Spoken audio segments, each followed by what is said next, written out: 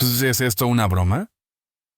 La voz, joven y cargada de una seguridad no ganada, rompió la tranquilidad de la gran carpa militar instalada en el campo base de Zaragoza. El cabo Javier Cuenca, apenas 21 años y 6 meses, con su uniforme perfectamente planchado del ejército de tierra, miraba con desdén al anciano que descansaba en una silla plegable. El hombre no se movió. Se llamaba don Eusebio Navarro. Tenía 89 años, y una serenidad que contrastaba brutalmente con el gesto altivo del soldado. Llevaba un polo azul descolorido y un pantalón caqui, sin ningún distintivo militar a simple vista. Su mirada se perdía más allá del lienzo de la carpa, como si no escuchara las provocaciones. «Le estoy hablando, abuelo. Esta zona es para personal activo y familiares. ¿Se ha perdido de camino al centro de jubilados?», insistió Javier, alzando el tono. A sus espaldas, 2 soldados jóvenes se reían entre dientes, imitando su postura arrogante. La conversación, que hasta ese momento pasaba desapercibida entre las visitas del evento histórico militar, empezó a atraer miradas. Algunas familias se apartaron. Una madre tomó a su hijo de la mano, alejándose unos pasos. El ambiente se volvió denso, como si la lona misma contuviera el aire. «Voy a necesitar ver alguna identificación. No puede andar por aquí sin autorización. Son normas de seguridad», espetó Javier, hinchando el pecho. Eusebio, lentamente, como si el tiempo mismo lo atravesara, llevó una mano a su bolsillo trasero. Sacó una vieja cartera de cuero gastado. Sus dedos, torpes por la edad, tardaron en abrir uno de los plásticos internos. Javier suspiró, impaciente. «Vamos, que no tengo todo el día. ¿Qué tiene 100 años?» «Saque el carnet de conducir y le llamamos un taxi al geriátrico», soltó con sarcasmo. El ambiente se tensó aún más. Murmullos de incomodidad cruzaron la carpa. Finalmente, Eusebio le tendió una tarjeta. Javier la tomó con desdén. Eusebio Navarro, vecino de Soria. Esto no le da acceso a este espacio. Fue entonces cuando el cabo notó un pequeño pin oxidado en el cuello del polo del anciano. No era brillante ni oficial, parecía más bien una chuchería. ¿Y eso? ¿Lo ganó en el hogar del pensionista por comerse toda la papilla?, soltó Javier, burlón. Sus compañeros se rieron a carcajadas, pero Eusebio no se inmutó. Algo se movió en su rostro, una sombra de recuerdos. La carpa se desvaneció en su mente. Ya no estaba allí. El calor húmedo fue sustituido por un frío cortante, brutal. Estaba de nuevo en Corea. Sus manos sangraban dentro de unos guantes congelados. El cielo era gris acero, y a su lado, su capitán se desangraba. En ese instante, la historia comenzaba a abrirse paso. Una historia que Javier, por joven, aún no estaba preparado para comprender. Pero lo haría, muy pronto, Unos pasos más allá, un sargento primero del ejército, de rostro curtido y gesto sereno, observaba el incidente con creciente incomodidad. Se llamaba Tomás Serrano, veterano de misiones en Irak y Mali, hombre de pocas palabras y memoria larga. Al ver el trato que el cabo Cuenca dispensaba al anciano, avanzó con decisión. «Cabo Cuenca», dijo, con voz firme pero contenida. «Retírese inmediatamente. Este señor no representa ningún riesgo». Javier, aún embriagado por la autoridad que creía ostentar, giró con brusquedad. «Con el debido respeto, mi sargento. Tengo todo bajo control. El individuo no se ha identificado de forma adecuada. Estoy aplicando el reglamento». Serrano entrecerró los ojos. Había visto aquella mirada en otros jóvenes, arrogancia sin experiencia. Pero lo que más le inquietaba no era la actitud del cabo, sino la serenidad del anciano. Había algo en él que no cuadraba, un silencio demasiado elocuente. «Su nombre es Eusebio Navarro, ¿verdad?», preguntó el sargento directamente al hombre. Eusebio asintió con lentitud, sacando con esfuerzo una segunda tarjeta de su cartera. La entregó con mano temblorosa. Serrano la tomó, la leyó, y sus cejas se alzaron casi imperceptiblemente. No dijo nada. Solo se volvió y se alejó unos pasos, marcando un número en su móvil personal. ¿Comandancia? Aquí Sargento Primero Tomás Serrano. Estoy en el pabellón de exposiciones históricas. Cárpatre. Necesito verificar una identificación. Nombre. Eusebio Navarro. Nacido en 1934. Domicilio en Soria. Sí, espero. Guardó silencio mientras le respondían. Entonces se detuvo en seco. Al otro lado del teléfono, el capitán de guardia había dejado caer su bolígrafo. ¿Puede repetir ese nombre, sargento?, preguntó, ahora con voz tensa. Eusebio Navarro. ¿Hay algún problema? Un momento. Se oyó al fondo el tecleo frenético en el sistema de personal militar. Lo que apareció en la pantalla dejó al capitán helado. Respiró hondo, luego habló con gravedad. Sargento Serrano, escúcheme bien. Nadie, absolutamente nadie, debe tocar ni contrariar a ese hombre. Manténgase junto a él. El coronel se dirige en este momento hacia su posición. Serrano cerró el móvil con cuidado, conteniendo su sorpresa. Alzó la vista y miró de nuevo al anciano, que seguía sentado con la misma calma imperturbable. Javier, mientras tanto, seguía con su monólogo arrogante, sin advertir que las placas tectónicas bajo sus pies estaban a punto de romperse. Serrano se acercó y le puso una mano firme en el hombro. Cabo, deténgase. Ahora.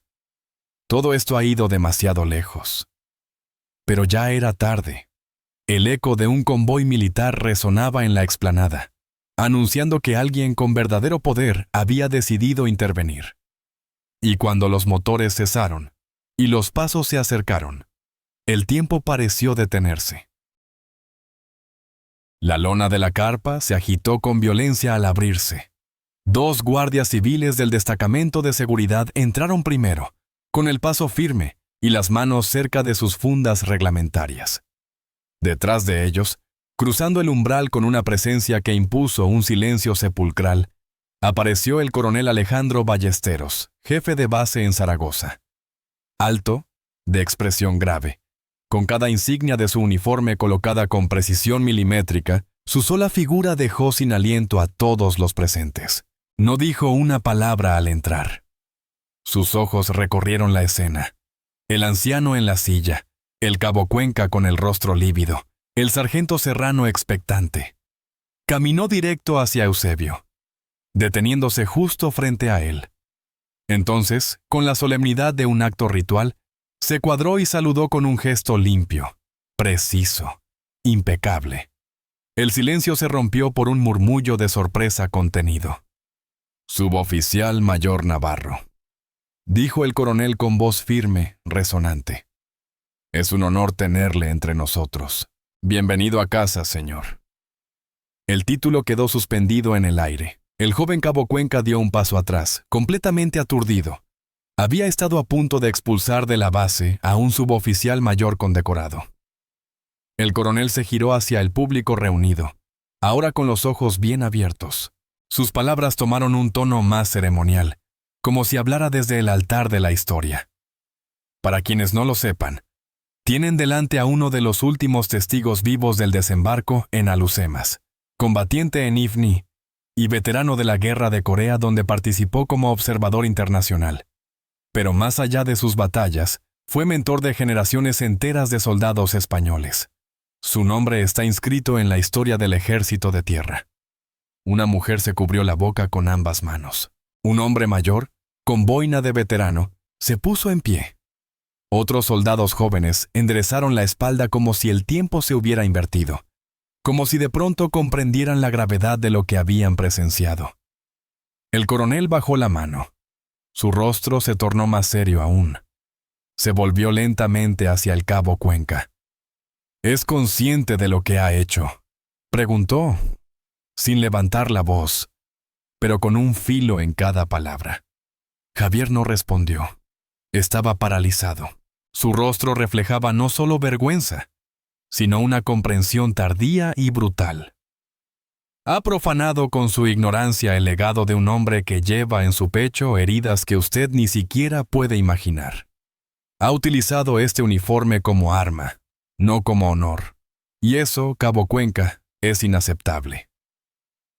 En ese momento, la justicia no vestía toga ni empuñaba códigos. Llevaba uniforme, botas brillantes y la memoria de generaciones que sangraron por una bandera. Pero antes de que la sentencia fuera pronunciada, una voz suave interrumpió el silencio. Era Eusebio. «Déjelo, mi coronel. El muchacho aún puede aprender. Solo necesita recordar». La historia no había terminado. Apenas comenzaba a desplegar sus lecciones. El coronel Ballesteros miró a Eusebio con respeto renovado. La petición no era un gesto de indulgencia, sino un acto consciente de transmisión. Porque los verdaderos veteranos no buscan venganza, buscan que no se olvide. Si ese es su deseo, suboficial mayor, asintió el coronel. Así será. Pero no será fácil para él. Nunca lo es, respondió Eusebio con una media sonrisa. Aprender a servir bien exige más que instrucción. Exige memoria. Cuenca, aún perplejo, fue retirado discretamente del lugar por el sargento Serrano. La multitud se disolvió lentamente. Susurros de incredulidad mezclados con un respeto reverencial. Nadie volvió a mirar al anciano con indiferencia. Días después, se comunicó una resolución oficial. El cabo Cuenca no sería expulsado del ejército. En su lugar, se le impondría un régimen especial de formación intensiva. 3 meses bajo la supervisión directa de instructores veteranos, sin privilegios, sin comodidades, sin rango. Una reeducación completa. Su nuevo instructor, el subteniente retirado, Elías Cebrián, herido en Afganistán, condecorado por valor y temido por su disciplina. La primera mañana del nuevo destino de Cuenca comenzó con un silencio denso en la vieja biblioteca de la base. Lo esperaba una pila de libros, informes y diarios de guerra. Nada de fusiles, nada de ejercicios, solo lectura y reflexión. Aquí no vienes a correr, aquí vienes a entender por qué corres, le dijo el subteniente Cebrián, con voz grave. Durante semanas, Cuenca se sumergió en relatos que jamás creyó que le afectarían. La carta de un capitán que ordenó una retirada para salvar a sus hombres. El diario de una enfermera de IFNI que asistió bajo fuego cruzado. El testimonio de un soldado atrapado en el hielo de Corea. Cada texto, cada nombre, era una grieta más en la coraza de arrogancia con la que había llegado al ejército. En una de esas tardes, en la sala de proyecciones, se reprodujo una entrevista antigua. Eusebio Navarro, aún con voz firme, hablaba sobre lo que significaba mandar. No es gritar órdenes, es saber cuándo callar y cargar con el miedo de otros sin que lo noten. Cuenca, en silencio, apretó los puños. Por primera vez, comprendía. En la semana final, se le asignó una tarea especial. No era física, no era técnica. Tenía que redactar un informe detallado sobre 3 condecorados españoles por actos de valentía fuera de combate. Uno de ellos, Eusebio Navarro. Mientras escribía, Cuenca sintió algo distinto. No orgullo, no deber. Era gratitud, por no haber sido expulsado, por haber sido enseñado, por haber tenido la oportunidad de reencontrarse con el uniforme que llevaba. Afuera, el sol caía sobre los muros de la base como una bendición, y en el despacho del subteniente se empezaba a gestar una decisión que marcaría el futuro del ejército. Institucionalizar esa enseñanza, no como castigo, sino como tradición. Se aprobó bajo el nombre de Iniciativa Navarro. Una propuesta simple, pero profunda. Cada nuevo recluta, sin excepción, debía pasar al menos un día al mes junto a veteranos de guerra. Ya no serían figuras silenciosas en las ceremonias, sino voces vivas que compartirían el peso y el sentido del uniforme. La iniciativa se desplegó primero en Zaragoza. Pronto se replicó en bases de Córdoba, Badajoz y Torrejón. Los centros de veteranos se convirtieron en aulas vivas, los recuerdos en manuales, las cicatrices en advertencias y el respeto en el primer valor enseñado. Eusebio, mientras tanto, volvía cada mañana al archivo histórico de la base, no como invitado, sino como parte del equipo. Sentado entre estanterías cargadas de diarios, mapas y cartas manuscritas, era el guardián de una memoria colectiva. Algunos días hablaba, otros solo escuchaba, pero siempre observaba. Y cuando veía a un joven mirarle con indiferencia, sonreía con la paciencia de quien sabe que la ignorancia no es maldad, sino punto de partida. Una tarde de abril, mientras clasificaba un conjunto de fotografías en blanco y negro, un joven entró al archivo. Vestía ropa civil. Dudó en la puerta.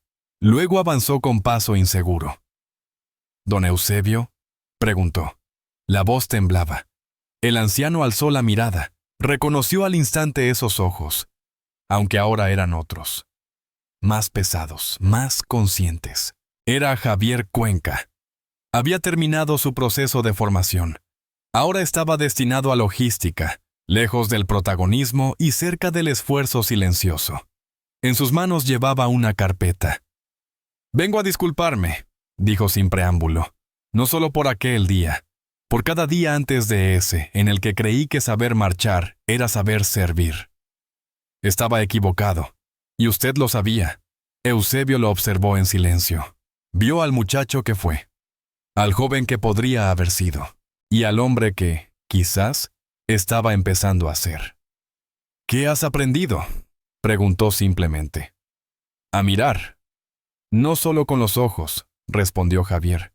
«A mirar con memoria. A no juzgar lo que no entiendo. A no hablar cuando no sé. Y a no creer que por llevar uniforme ya he honrado lo que significa». Eusebio asintió.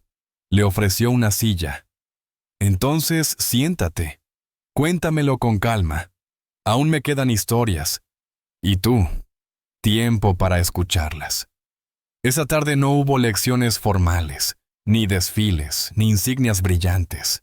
Solo dos generaciones compartiendo la misma mesa, y el mismo peso invisible que solo quienes han servido entienden, la responsabilidad de no olvidar.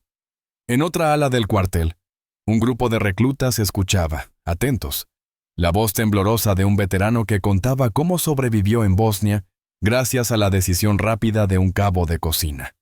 «Porque en la guerra», dijo, «nadie es secundario. Y en la memoria, nadie es prescindible». Así comenzó a consolidarse una nueva doctrina. Servir no es solo estar listo para disparar, es estar listo para recordar. El eco de la iniciativa Navarro llegó más lejos de lo esperado. En los despachos del Ministerio de Defensa en Madrid, el programa fue estudiado con atención. Los informes eran claros. La moral de los nuevos reclutas mejoraba. Los conflictos disciplinarios disminuían y, sobre todo, emergía algo que no podía cuantificarse fácilmente: sentido de pertenencia. Un general del aire lo resumió así durante una reunión: «Estamos reconstruyendo la columna vertebral invisible del ejército, el respeto intergeneracional». A partir de septiembre, se convirtió en normativa en todas las academias militares de España. Desde la Escuela de Suboficiales en Talarn hasta el SECAF de San Javier, los jóvenes aprendices ya no solo estudiaban reglamentos, sino también voces. Escuchaban a quienes habían sentido miedo real, a quienes habían sostenido un compañero herido bajo fuego, a quienes habían enterrado a sus amigos con sus propias manos. Eusebio, a sus casi 90 años, seguía recibiendo visitas. Algunas eran protocolares, de altos mandos, otras más íntimas. Hijos de antiguos compañeros, nietos de soldados caídos, jóvenes que solo querían sentarse a su lado y escuchar una historia sin adornos. No buscaban héroes, buscaban verdad. Una tarde lluviosa de noviembre, un grupo de alumnos de la Universidad de Zaragoza llegó a la base para un proyecto de memoria histórica. Entre ellos, Iba Lucía, estudiante de Historia Militar Contemporánea. En su libreta, llevaba apuntadas preguntas rigurosas. Pero al ver a Eusebio, todo se desordenó. Él la invitó a sentarse, como siempre, con un gesto tranquilo. Y antes de que ella pudiera sacar su grabadora, él comenzó. No me preguntes cuántos maté. Pregúntame cuántos aprendí a no odiar. Eso es lo que importa. Lo demás, lo llevas dentro toda la vida, aunque no quieras. Lucía, emocionada, dejó de escribir. Solo escuchó. Luego, con voz temblorosa, le preguntó, ¿nunca pensó en olvidarlo todo? Cada día, respondió Eusebio. Pero uno no sirve para sí mismo. Sirve para que otros puedan vivir sin tener que recordar lo mismo. Mientras tanto, en un aula de instrucción en la base de Córdoba, el cabo Cuenca daba su primera charla oficial a reclutas de primer año. No hablaba como quien enseña desde un pedestal, sino como quien ofrece una herida abierta para que otros aprendan a no repetirla. Yo me equivoqué, les dijo. No por ignorar la historia, sino por despreciarla, porque creí que la experiencia ajena era débil, cuando en realidad es lo único que sostiene este uniforme. La sala quedó en silencio. Nadie se rió. Nadie miró el reloj. Todos entendieron que el ejército no solo se forja con acero, sino con memoria viva. Y en el despacho del coronel Ballesteros, una nueva directiva esperaba ser firmada. Instaurar cada 10 de octubre, como el Día del Veterano Silencioso. Un homenaje no con desfiles ni discursos, sino con sillas dispuestas en círculo y tiempo para escuchar. Porque en la guerra, el ruido queda atrás. Pero el silencio, ese que habla de verdad, permanece. La primera conmemoración del Día del Veterano Silencioso tuvo lugar bajo un cielo nublado, con la bandera ondeando a media asta. En la base de Zaragoza, las actividades rutinarias se suspendieron. No hubo maniobras ni disparos de salva.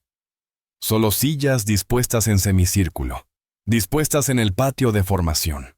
Frente a los nuevos reclutas, una docena de veteranos, algunos en sillas de ruedas, otros caminando con bastón, y varios con el pecho lleno de condecoraciones. Tomaron asiento con gesto humilde. Entre ellos, como siempre, estaba Eusebio Navarro. No hubo discurso oficial. Solo una orden: escuchar. Uno a uno, los veteranos hablaron. No de gloria, sino de errores. No de heroicidades, sino de decisiones difíciles. Historias pequeñas, humanas. La vez que uno de ellos desobedeció una orden para evacuar a un niño herido. El miedo paralizante de pasar la noche en la selva de Guinea con solo una radio rota. La soledad que se arrastra al volver a casa cuando nadie entiende lo que has vivido. Cuando llegó el turno de Eusebio, no alzó la voz. No lo necesitaba. El silencio que se hacía cuando hablaba era más poderoso que cualquier altavoz. Un día, en Corea, me quedé solo con 6 granadas. No tenía radio. No había refuerzos. Pensé que ese era mi final. Pero no. Aguanté. ¿Saben por qué? No por valentía. Fue el miedo. El miedo a que si yo caía, nadie recordaría a más compañeros. Miró a los jóvenes ante él, uniformados, expectantes. Muchos de ellos con esa mezcla de ilusión y arrogancia que él conocía tan bien. A veces, resistir no es pelear. Es quedarse de pie para que otros puedan caminar después. Y cuando te den una medalla, si es que llega, recuerda que brilla por todos los que no están para recibirla. Una joven soldado, llamada Marta, levantó la mano con timidez. Era su primera semana. ¿Y cómo se vive después, sabiendo que otros no volvieron? Eusebio respiró hondo. Su respuesta fue pausada. No se vive igual, pero se vive por ellos. Y se les honra no solo con flores, sino siendo mejores, más justos, más atentos, más humanos. El coronel Ballesteros, presente entre los asistentes, observaba en silencio. A su lado, el cabo Cuenca escuchaba con la cabeza inclinada. En su pecho, ahora había una insignia distinta. No era una medalla, sino una pequeña réplica del pin que Eusebio llevaba en el cuello. Un símbolo ya institucionalizado, entregado solo a quienes habían aprendido a servir con humildad. Esa tarde, cuando terminó el acto, no hubo aplausos. Solo una fila silenciosa de jóvenes que se acercaron uno a los veteranos para darles la mano. No por protocolo, por convicción. Y al caer la noche, en el archivo de la base, Eusebio escribió una línea más en su cuaderno personal. Hoy escucharon. Mañana, quizás, recordarán. Entonces sabrán por qué se visten de verde. Con el paso de los meses, la iniciativa Navarro se convirtió en algo más que un programa institucional. Había calado en la cultura militar como una semilla que no cesaba de crecer. Los reclutas no preguntaban ya cuántas flexiones debían hacer, sino a quién debían escuchar. En cada base del país, los días reservados para el encuentro con veteranos eran los más esperados y los más temidos, porque exigían despojarse del ego, dejar el fusil y enfrentarse a lo más duro. La verdad. Mientras tanto, en Soria, Eusebio Navarro decidió alejarse progresivamente de la base. Su salud empezaba a flaquear, y el cansancio era cada vez más difícil de disimular. Pero no lo hacía con tristeza. Había sembrado lo que debía. Ahora tocaba dejar que otros regaran esa memoria. Un sábado de primavera, Cuenca viajó hasta Soria. Llevaba en su mochila una carta oficial. El Ministerio de Defensa había aprobado una nueva condecoración. No para el valor en combate, no para el mando, sino para la transmisión del espíritu militar. Se llamaría Medalla al Testimonio Vivo. Eusebio sería el primero en recibirla. Cuando llegó a la casa del anciano, lo encontró en el jardín, cuidando unos rosales. «Sabía que vendrías», dijo Eusebio sin girarse. «Las flores siempre alertan antes que el uniforme». Cuenca sonrió, se acercó y le entregó el sobre. El anciano lo abrió, lo leyó en silencio. No dijo nada. Solo asintió y volvió a clavar la azada en la tierra. ¿No va a decir nada? ¿Qué dirías tú si te dan una medalla por contar lo que no quisiste recordar durante medio siglo? Cuenca se quedó callado. Luego, sacó del bolsillo un pequeño cuaderno de notas. ¿Y si ahora la memoria se vuelve tarea oficial? Si dejamos de esconderla como si diera vergüenza. Eusebio se detuvo. Lo miró, esta vez con gravedad. La memoria no debe imponerse. Debe merecerse. Si no, se vuelve propaganda. Y yo no luché por eslogans. El silencio entre ellos fue largo. El viento movía las hojas. Un perro ladraba a lo lejos. La tierra olía a lluvia reciente. «Entonces, ¿no acepta la medalla?», preguntó Cuenca. Eusebio lo miró con ternura. «La aceptaré, pero no para ponerla en una vitrina. La donaré al Museo de Zaragoza. Que la vean los jóvenes, que se pregunten por qué existe. Que lean, que duden, que busquen. Así quizá empiecen a entender». De regreso a la base, Cuenca guardó silencio todo el viaje. Esa noche, escribió su último informe como parte del programa de formación. No era un resumen táctico, ni un parte militar. Era una crónica personal sobre un hombre que cambió el rumbo de toda una unidad sin alzar la voz. La tituló «El que enseñó a escuchar». Y al firmarla, no lo hizo con su rango. Lo hizo como aprendiz. Porque entendió que en el ejército, el grado más alto no siempre se lleva en el hombro.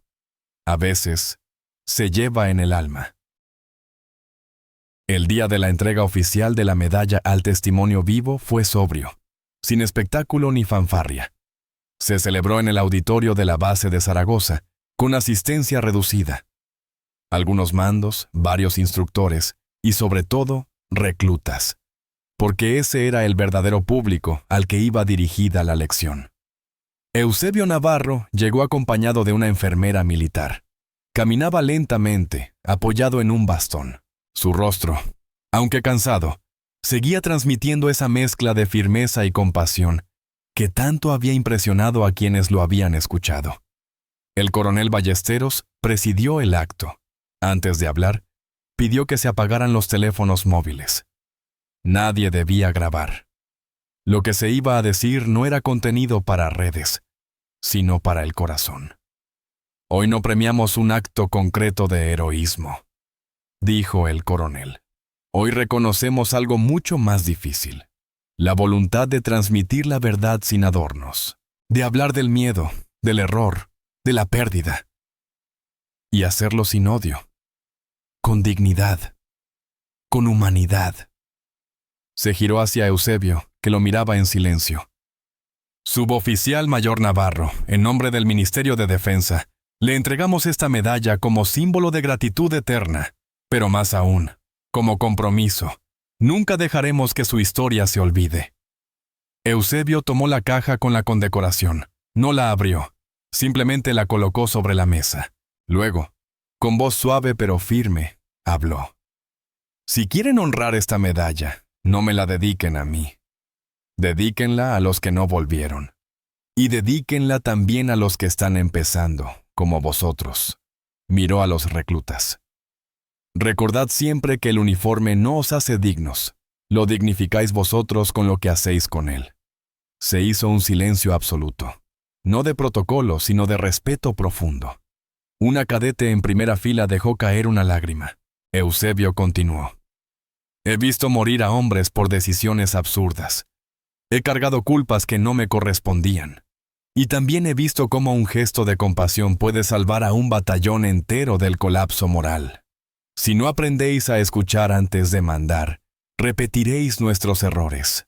Y esta medalla no habrá servido de nada.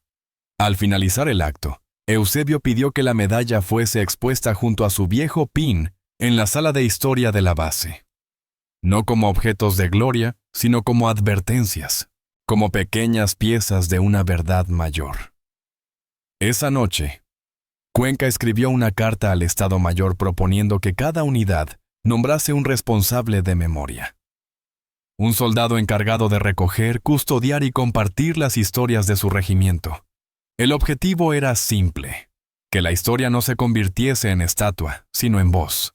Mientras tanto, en Soria, Eusebio dormía por primera vez en días con la conciencia tranquila. No porque su legado estuviera asegurado, sino porque, por fin, había alguien dispuesto a cargarlo sin aplastar su significado. Y en la base, los reclutas hablaban en voz baja, ya no del entrenamiento físico, ni de las armas. Hablaban de Eusebio, de lo que había dicho, de lo que había callado. Y eso, en el ejército, significaba que algo profundo había empezado a cambiar. Los meses siguientes fueron silenciosos. Eusebio Navarro ya no aparecía en los actos ni en las fotografías. Su salud se deterioraba poco a poco, y en primavera fue ingresado en el Hospital Militar Gómez Ulla de Madrid. Allí, rodeado de cuidados discretos y de un respeto que no pedía pero que se le ofrecía sin condiciones, pasó sus últimos días. No hubo titulares. Ningún comunicado oficial anunció su muerte. Solo una llamada telefónica, escueta y serena, llegó al despacho del coronel Ballesteros una mañana de mayo. El suboficial Mayor Navarro ha fallecido esta madrugada. Tranquilo, en paz. La noticia se esparció con la velocidad de lo inevitable. Y con ella, un silencio hondo cayó sobre cada base donde su nombre había resonado. No se declararon días de luto. No se izaron banderas a media asta. Fue el propio Eusebio quien había dejado por escrito su deseo.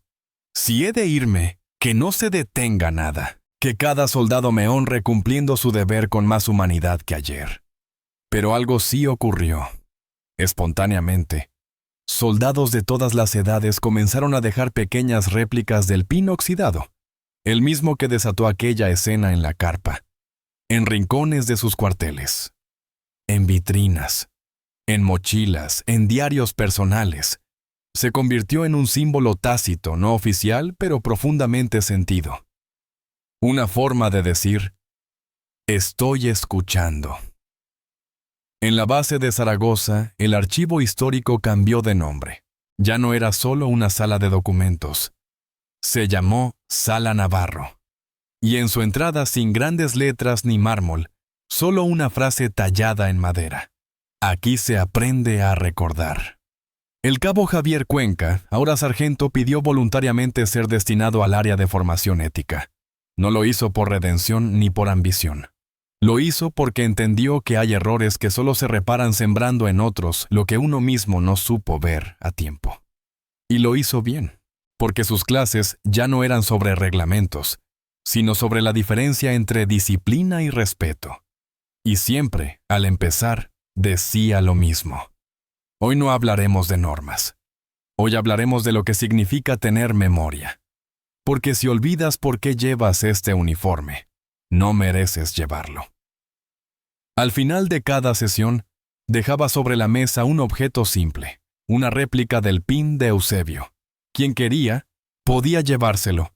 No todos lo hacían, pero quienes lo hacían nunca lo perdían. Así terminó, o tal vez empezó, la historia de un viejo soldado que enseñó sin quererlo y corrigió sin castigar. Un hombre que entendió que el honor no está en el estruendo de los aplausos, sino en el murmullo de los que aprenden a mirar distinto. Gracias por escuchar esta historia.